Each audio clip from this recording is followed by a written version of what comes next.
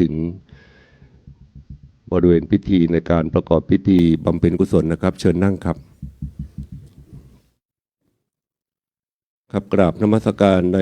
ร่มเมตตาพระเดชพระคุณหลวงพ่อพระธรรมวชิรโมดีรองเจ้าคณะภาค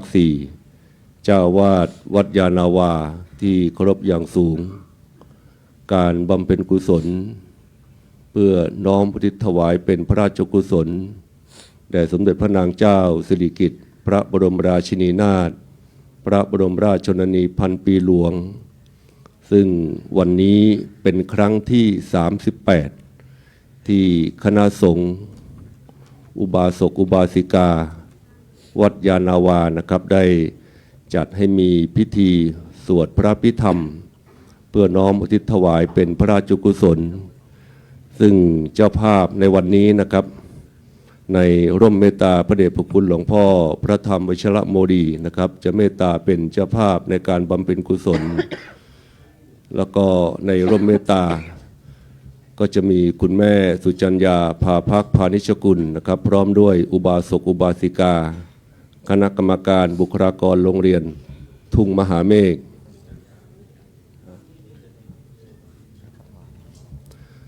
ครับลำดับต่อไปนะครับเพื่อเข้าสู่พิธีในการบำเพ็ญกุศลนะครับในร่มเมตตาพระเดชพระคุณนะครับจะได้เมตตาจุดธูปเทียนบูชาพระรัตนตรัยนะครับกราบเมตตาพระเดชพระคุณขอรับ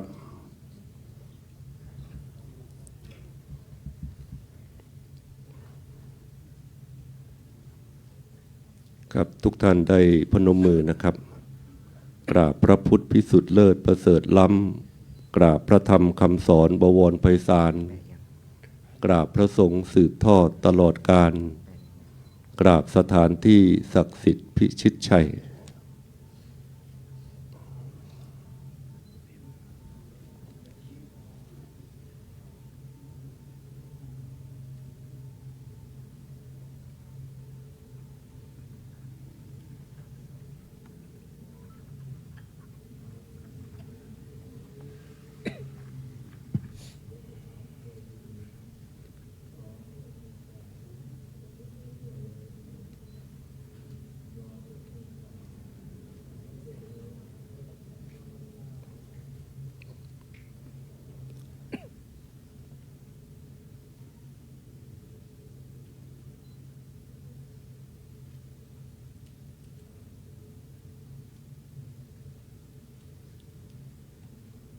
ครับลำดับต่อไปนะครับในร่มเมตตาพระเดชพระคุณหลวงพ่อพระธรรมวชิรโมดีนะครับได้มอบให้คุณโยมดร.จตุพรสารสินนะครับ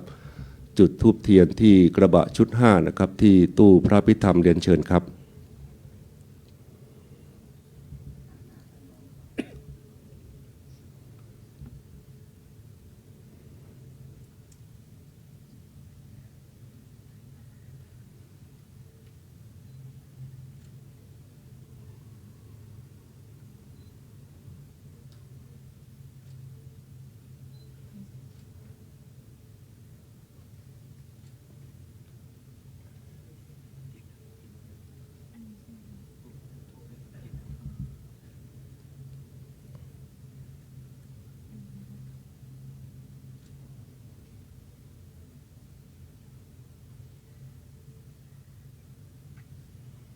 ครับท่านต่อไปนะครับเรียนเชิญ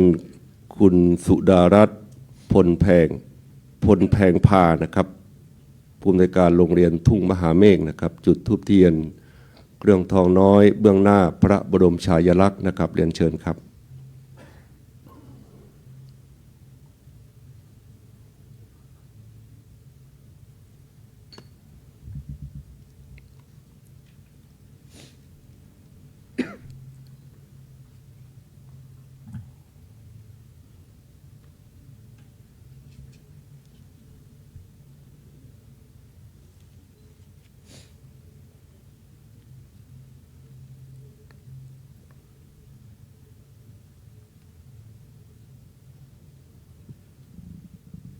ครับจากนั้นเรียนเชิญทุกท่านได้สมาทานศีลรับศีลโดยพร้อมเพรียงกันครับมะยังพันเต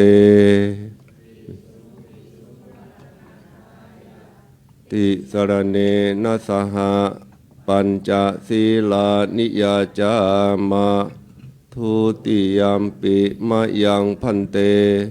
วิสุงวิสุงรักขณาทายะติสรณเนนะสหปัญจศีลานิยาจามะตติยมปิมะยังพันเตวิสุงวิสุงรักขณาทายะติสรณเนนะสหปัญจศีลานิยาจามะนะโมตัสสะภะคะวะโตอะระหะโตสัมมาสัมพุทธัสสะนะโมตัสสะภะคะวะโตอะระหะโตสัมมาสัมพุทธัสสะนะโมตัสสะภะคะวะโตอะระหะโตสัมมาสัมพุทธัสสะนะโมตัสสะโตอะระหะโตสัมมาสัมพุทธัสสะนะโมตัสสะภะคะวะโตอะระหะโตสัมมาสัมพุทธัสสะพุทธังสรณังคัจฉามิ พุทธังสรณังคัจฉามิ ธัมมังสรณังคัจฉามิ ธัมมังสรณังคัจฉามิ สังฆังสรณังคัจฉามิ สังฆังสรณังคัจฉามิ ทุติยัมปิพุทธังสรณังคัจฉามิ ทุติยมปิพุทธังสรณังคัจฉามิ ทุติยัมปิธัมมังสรณังคัจฉามิ ทุติยมปิธัมมังสรณังคัจฉามิ ทุติยัมปิสังฆังสรณังคัจฉามิ ทุติยมปิสังฆังสรณังคัจฉามิตติยัมปิพุทธังสรณังคัจฉามิ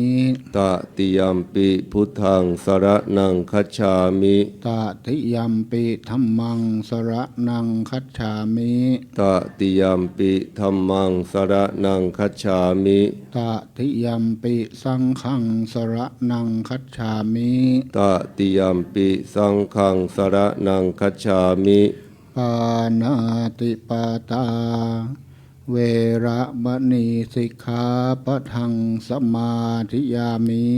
ปานาติปาตาเวระมณีสิกขาปะทังสมาธิยามิ อทินนาทานา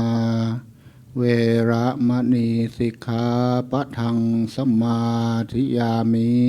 อะตินนาทานาเวระมณีสิกขาปะทังสมาธิยามิกาเมสุมิชาจาราเวระมณีสิกขาปะทังสมาธิยามิ กาเมสุมิชาจาราเวระมณีสิกขาปะทังสมาธิยามิมุสาวาทาเวระมณีสิกขาปะทังสมาธิยามิ มุสาวาทาเวระมณีสิกขาปะทังสมาธิยามิสุราเมรยะมัจฉาปมาทฐานาเวระมณีสิกขาปะทังสมาธิยามิสุราเมรยะมัชฌะปมาทัฏฐานาเวระมณีสิกขาปะทังสมาธิยามิอิมานิปัญจสิกขาปทานิสีเรนะสุขติงยันติสีเรนะโภคะสัมปทาสีเรนะนิพุตติงยันติตัสมาสีรังวิโสทะเยครับต่อไปเรียนเชิญคุณแม่สุจัญญาภาภักดิ์พานิชกุลนะครับประธานมูลที่วัดยานาวานะครับได้จุดธูปเทียนเครื่องทองน้อยเบื้องหน้าพระบรมฉายาลักษณ์นะครับญาติเรียนเชิญครับ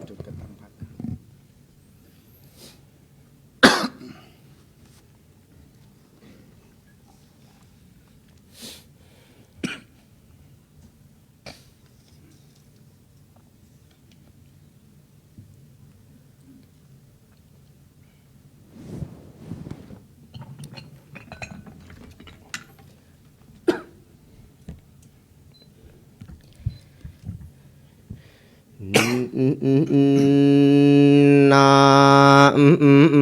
โมโอ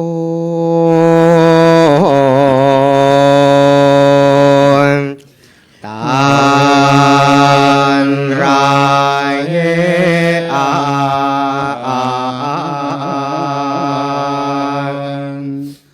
ส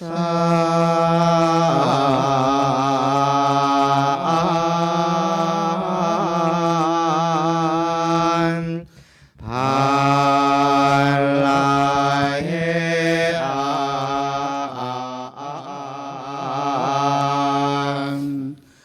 ข้า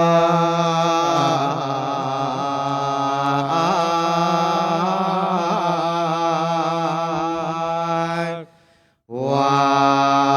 นราย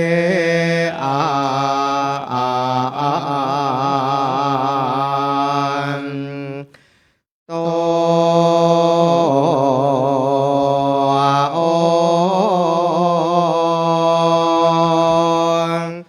โอ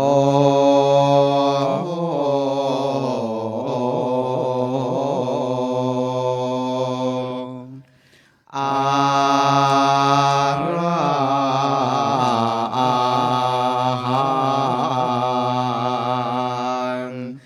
หันราย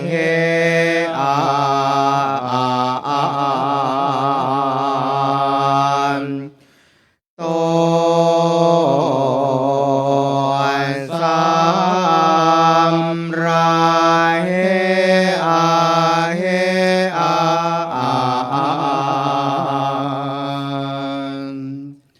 มา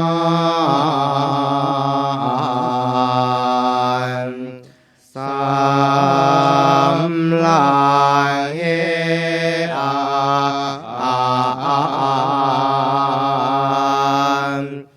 พุทธานราย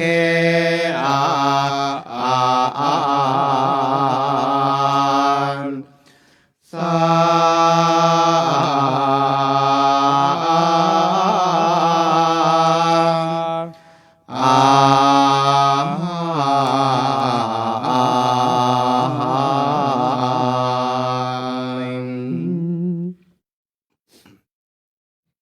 นายเอ่ยก็นายการเอ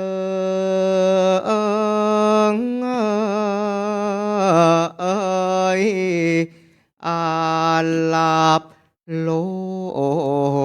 น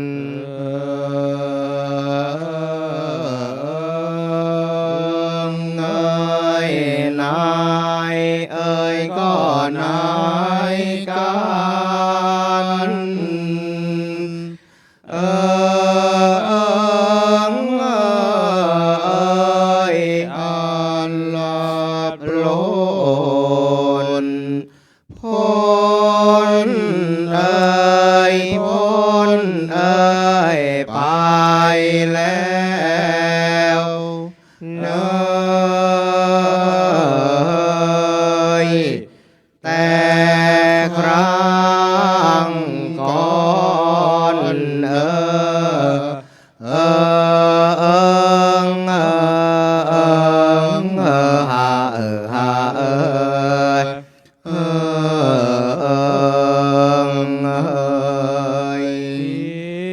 เอ้ยก็สูญหนึ่ง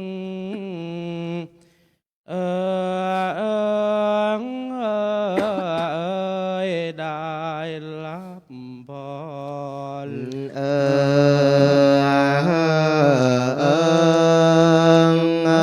ยพิกเอยก็สูญหนึ่ง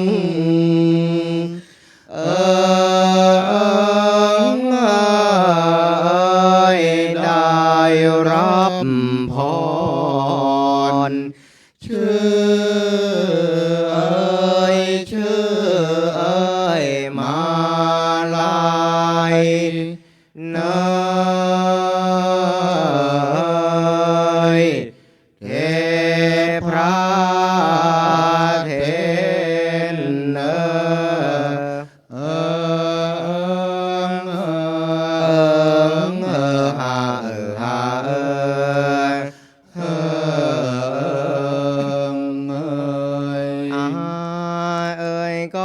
อา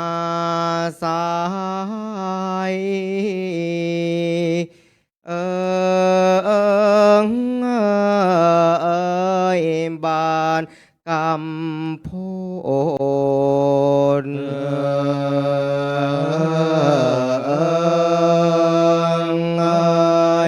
อางก็อาศัย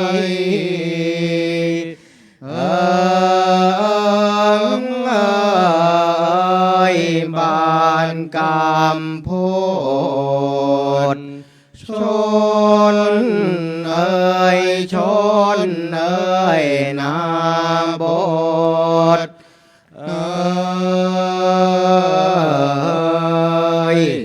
โลหะเด่นอ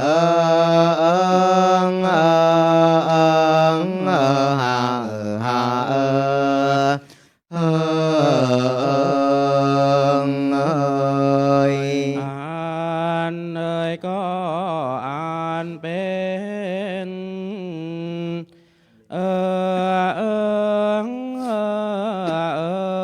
เบริเวณอ่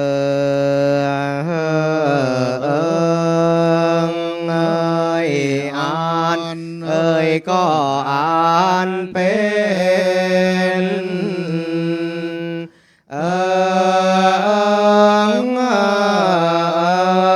บ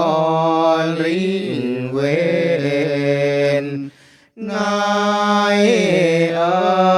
นายแวนแควนเนยแดนล่างกา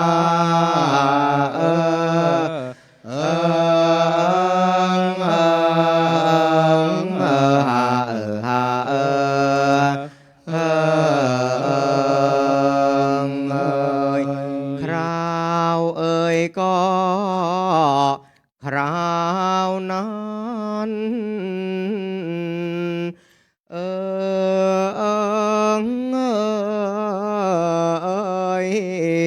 เสด็จลงไป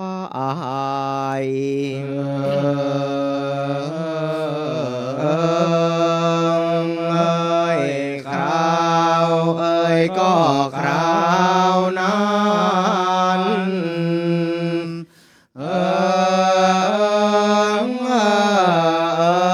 เสด็จล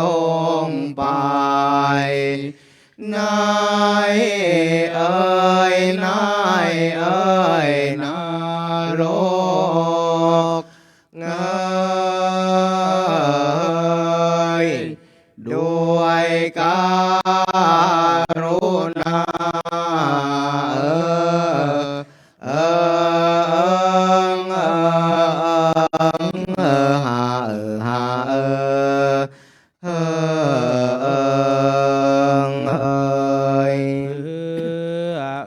ก็จะหาย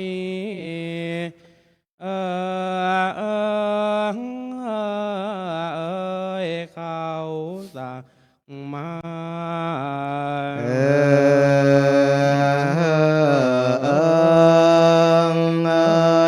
เพื่อก็จะหาย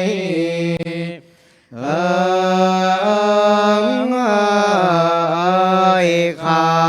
สั่งมาแล้วแล้วจะบอกแกญาติพราน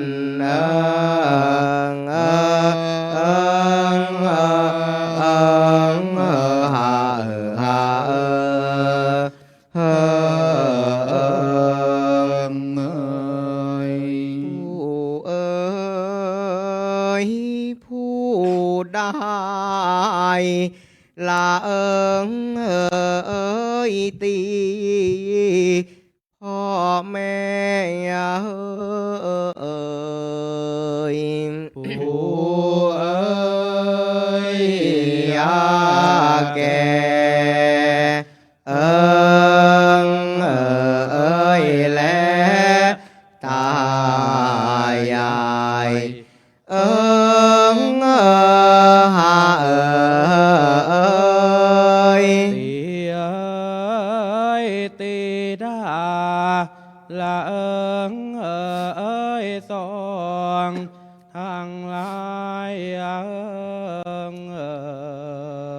ตีเอ้ยภิกษุเอ้ยและเจ้าเนนหาผู้ผู้นั้นละเอ้ยครั้นตายไปด้วยบาปกรรมเป็นนายเวร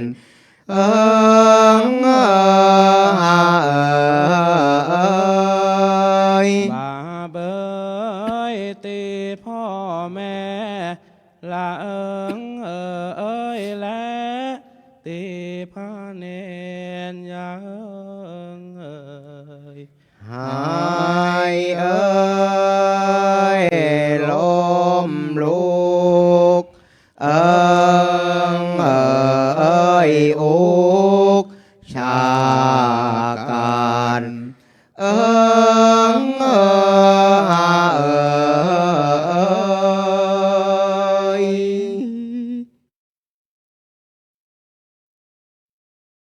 วา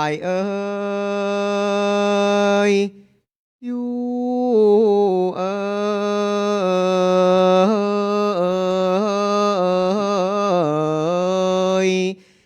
นายนายหมอเล็กอยู่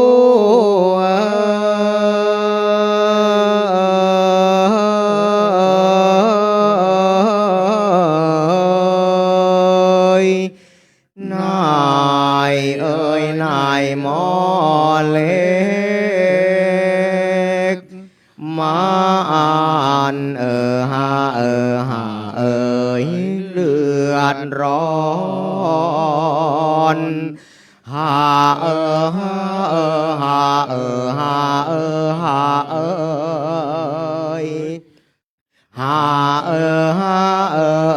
พุ่งขึ้นพรานบาปใช่ที่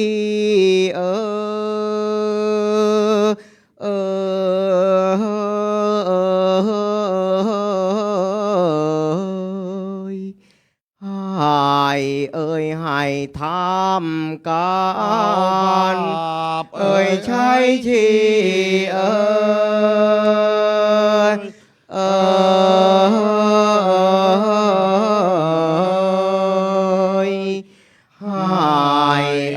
ให้ท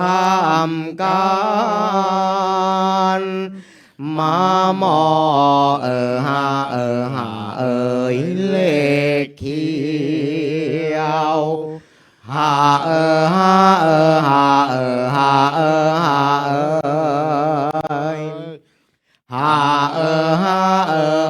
เปื่อยทั้งตนร้อนแทบ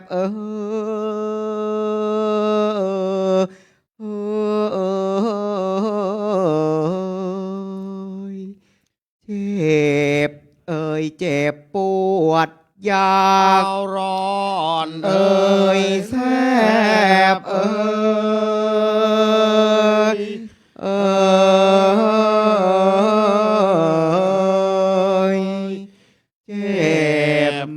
เจ็บปวดอยากมาทนวิบาก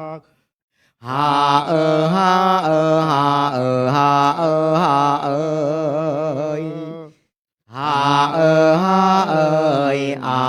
นดังโดนน้ำเข้าปาก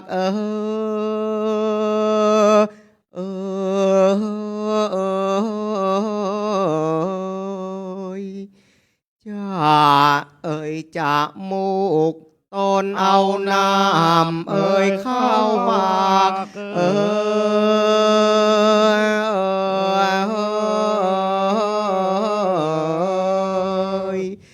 จากจมูกตนมาดินหาราดาวหาหาหาหาหาหาเพียงปางตาย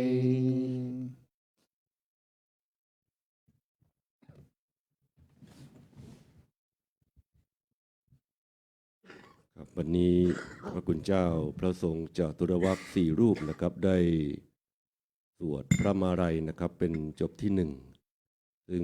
นำโดยท่านพระครูประดับอุดมวัฒน์นะครับผู้ช่วยเจ้าวาดวัดยานาวาพระอารามหลวงนะครับเป็นผู้นำครับกราบนมัสการพระเดชพระคุณหลวงพ่อเพื่อทราบนะครับว่าการ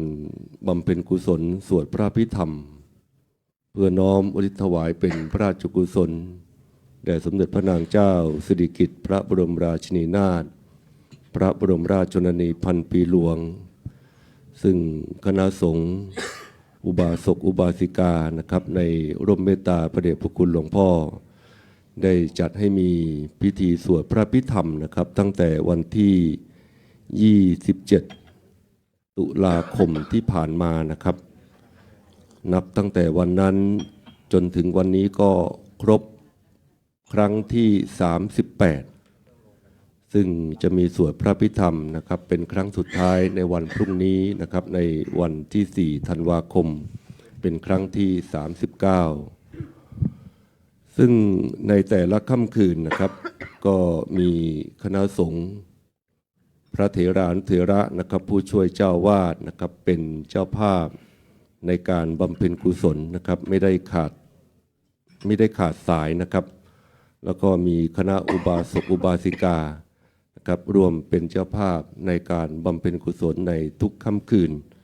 โดยไม่ได้ขาดตกบกพร่องนะครับในร่มเมตตาพระเดชพระคุณหลวงพ่อพระธรรมวชิระโมลีนะครับเพื่อน้อมอุทิศถวายเป็นพระราชกุศลแด่สมเด็จพระนางเจ้าสิริกิติ์พระบรมราชินีนาถพระบรมราชชนนีพันปีหลวงแล้วก็สืบเนื่องนะครับงานในวันที่5ที่จะถึงเนี่ยครับในปลาลบดำริของหลวงพ่อพระเดชพระคุณหลวงพ่อพระธรรมวชิระโมลีนะครับหลวงพ่อเจ้าวาดรองเจ้าคณะภาค4ให้คณะสงฆ์แล้วก็ดำริไปถึงอุบาสกอุบาสิกานะครับเพื่อที่จะให้การอุปถัมภ์บำรุงดูแลนะครับพระภิกษุสงฆ์สามเณรที่มาศึกษาเล่าเรียนที่วัดยานาวาแห่งนี้นะครับซึ่งในวันที่5นะครับในเวลา 9 นาฬิกาเนี่ยก็จะได้จัดทำโครงการวัดสายตาตัดแว่นนะครับเพื่อน้อมถวายแด่พระภิกษุสงฆ์สามเณรวัดยานาวาเพื่อถวายเป็นพระราชกุศลแด่พระบาทสมเด็จพระบรมชนกาธิเบศรมหาภูมิพลอดุลยเดชมหาราชบรมนาถบพิตรและสมเด็จพระนางเจ้าสิริกิติ์พระบรมราชินีนาถพระบรมราชชนนีพันปีหลวงนะครับในวันศุกร์ที่5ธันวาคม2568นะครับที่สถานที่แห่งนี้นะครับอาคารมหาเจษฎาบดินทร์ชั้น3นะครับเวลา 9 นาฬิกา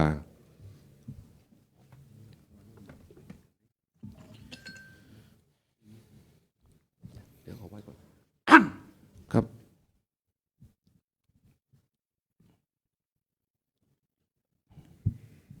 นิมนต์ครับ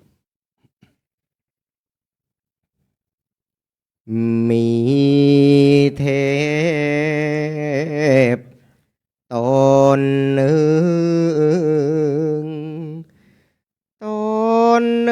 งบริวา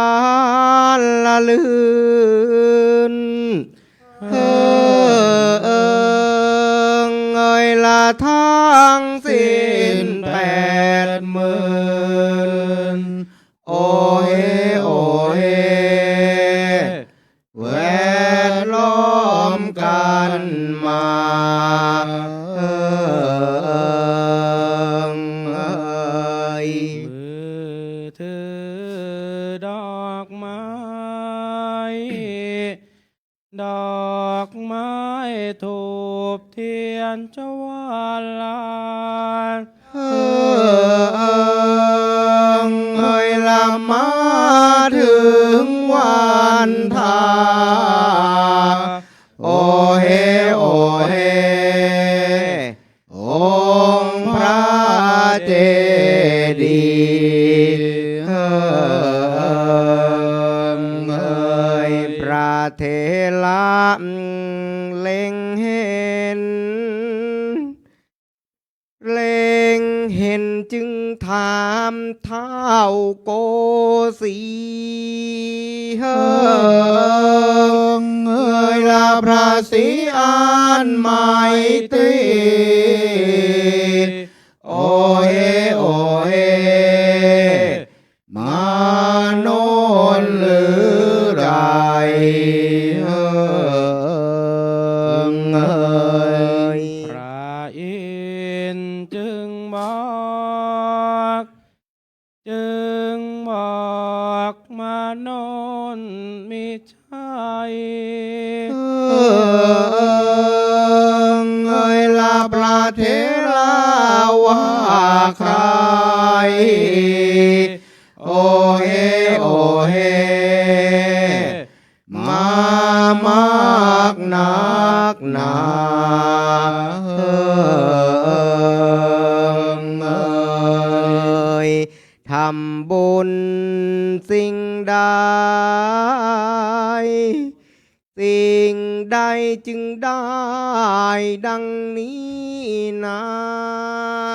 เอ่ยละมีเดชฤทธาโอเฮโอเฮอานุภาพเรื่องรองเอ่ย มีนางสวรรค์นางสวรรค์มาห้อมล้อมกายกองเอ่ยละโกจนากรึกกองโอเฮโอเฮกุศลชื่อใดเอ่ยเทพนี้แต่ก่อนเป็นคนเข็นใจเอ่ยเทพนี้แต่ก่อนเป็นคนเข็นใจ เห็นพระเห็นพระเดินไปละเชิงเอ่ยครุมบาทบทจรเอ่ย เอาข้าวแห้งต้นนั้นมาใส่บาตรก่อน เอ่ยเอาข้าวแห้งต้นนั้นมาใส่บาตรก่อนร้องด้วยเสียงวอนละเอ่ยบอกเปล่าร้องไปเอ่ยชักชวนสับบุรุษมาใส่บาตรผ่องใสเอ่ยชักชวนสับบุรุษมาใส่บาตรผ่องใสคอยบอกและคอยบอกถามไทยละจ้าเอ่ยคอยเล่าลมเอาเอ่ย เพื่อให้เป็นบุญ เป็นคุณแก่เขา เอ่ยเพื่อให้เป็นบุญ เป็นคุณแก่เขากับทั้งและกับทั้งตัวเราละเจ้าเอ่ย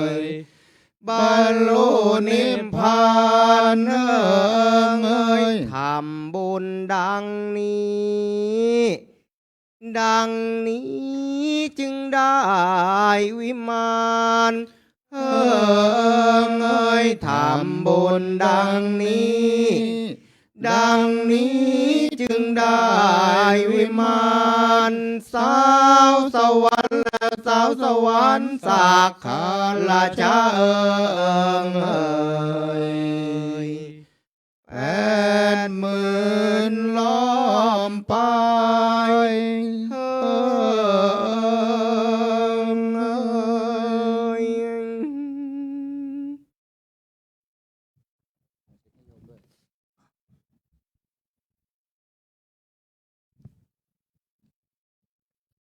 ครับวันนี้พระคุณเจ้าได้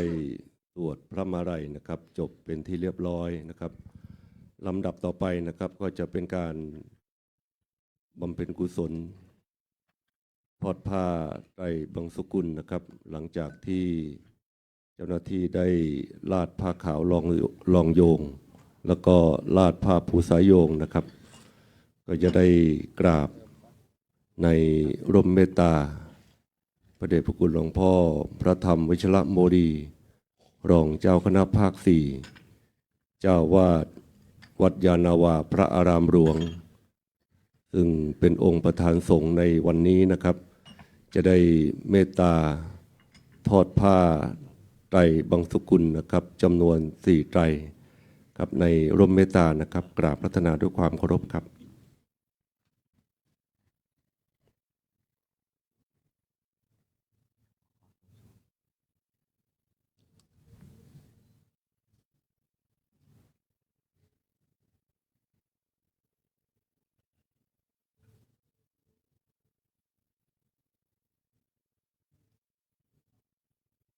ครับหลวงพ่อ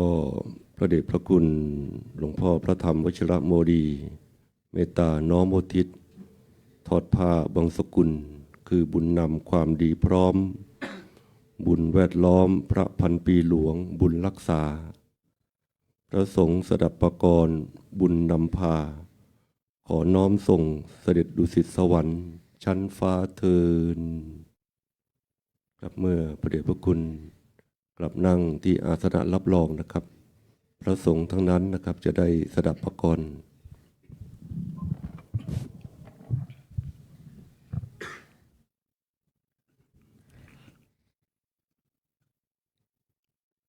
อนิจจาวัตสังขา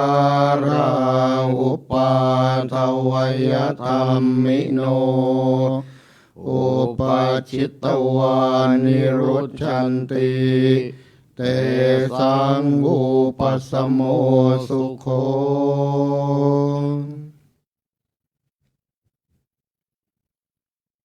ครับเมื่อเจ้าหน้าที่ได้เก็บผ้าภูษาโยงผ้าขาวรองโยงจบแล้วนะเสร็จแล้วนะครับก็จะได้เรียนเชิญ8ท่านนะครับเป็น2ชุดนะครับได้น้อมถวายเครื่องไทยธรรมแด่พระคุณเจ้า4รูปนะครับชุดที่1นะครับขออนุญาตเรียนเชิญคุณแม่สุจัญญาภาภักพานิชกุล2คุณสุชาดาจิราธิวัฒน์3คุณสุดารัตน์พลแพงมาและ4ดร.จตุพรสารสินนะครับ4ท่านนะครับเรียนเชิญครับ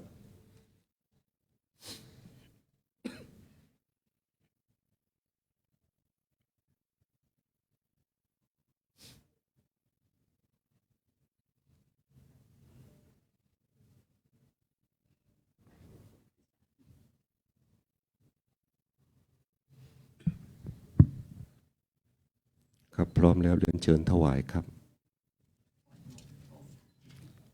ยกทั้งพานเลยครับ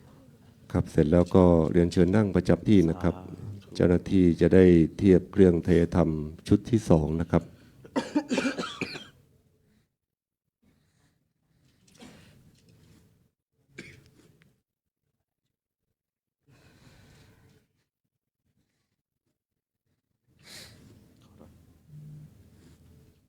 ครับสำหรับชุดที่2นะครับเรียนเชิญ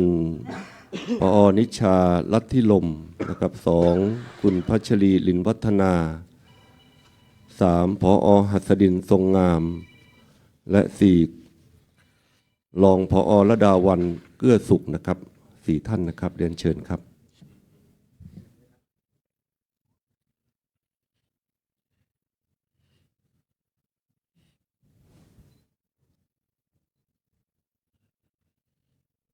นะครับวันนี้ก็มีเจ้าภาพนะครับ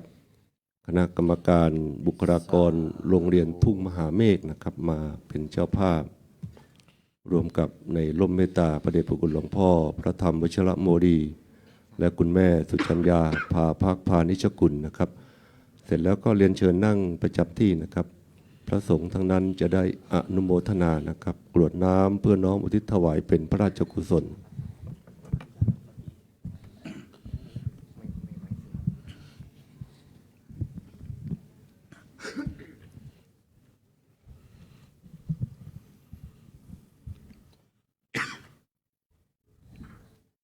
ยะ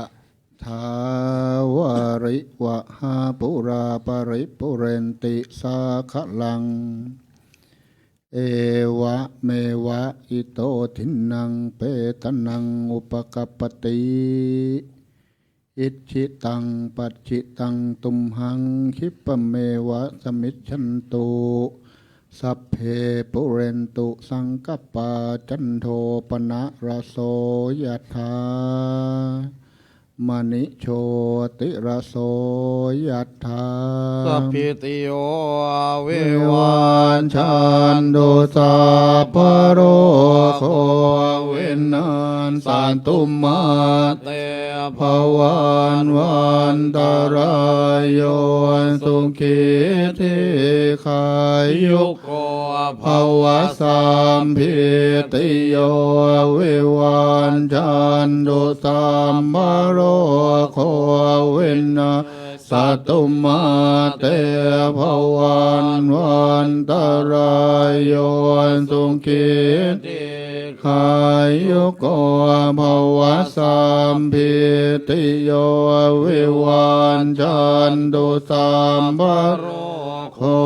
วินาศสันตุมาเตภวันวันตรายโยสุขีทีขายุโกภวะอภิวาทนาสิริสนิจจังวุฒาปัญจายโนจันตารโอธรรมาวันทันติ อายุวันโน สุขังภารังอัฏฐสิเมอากาสิเมยาติเมนตาสักขาจะเมเปตานางทาคินางทานชาปุมเพกตมนุสรังนาหิรุนนางวาโสโก วายาวั วันญาปริเทวนานาตังเปตานามันทายะเอ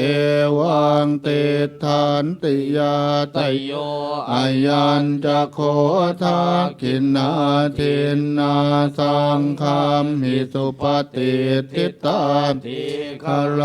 ตังหิตายันสันธานาโสอุปกรรมปฏิโสยาติ ตัมโม จะอายังนิทัสสิโตเปตานาปูชาจักตาอุราราภรันจะ ภิก โคนามโนปะเทนางตุมเหหิปุญญัง ปัสสุตังอนาป ปะการติภวัตตุสัพพมังครังรางคันตุสัมพันเทวต ตา สัมภพุทธานุภาเวนัสทาโสนทิภวันตุเต เต ภวัตตุสัพพมังครังรางคันตุสัมพันเทวต ตา สัมภธรรมานุภาเวนัสันทานโสนทิภวันตุเต เต ภวัตตุสัมภมังครังราคันตุสัมพันเทวต ตา สัมภสังฆานุภาเวนัสทาโสทิภาวันตุเต ครับลำดับต่อไปนะครับกราบพระรัตนานะครับในร่มเมตตาพระเดชพระคุณ แล้วก็คณะสงฆ์วัดยานาวาพร้อมด้วยสามเณรทุกรูปนะครับเมตตานั่งอธิษฐานจิตนะครับเจริญจิตภาวนา เพื่อน้อมอุทิศถวายเป็นพระราชกุศลพร้อมด้วยผู้ร่วมพิธีทุกท่านนะครับตามเวลาอันสมควรนะครับ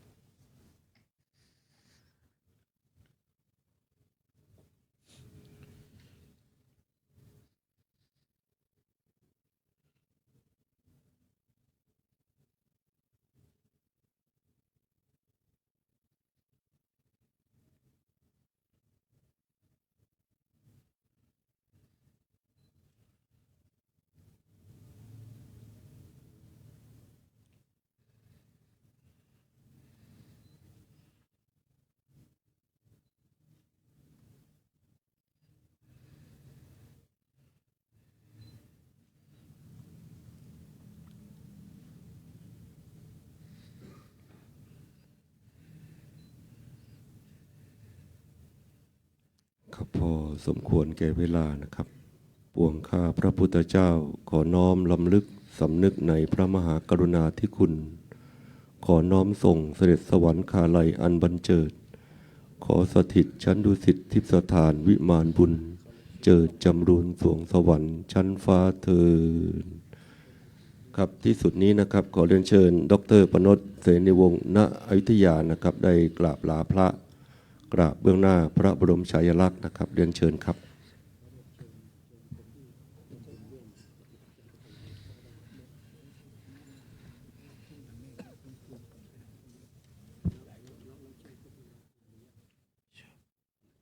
มีแล้ว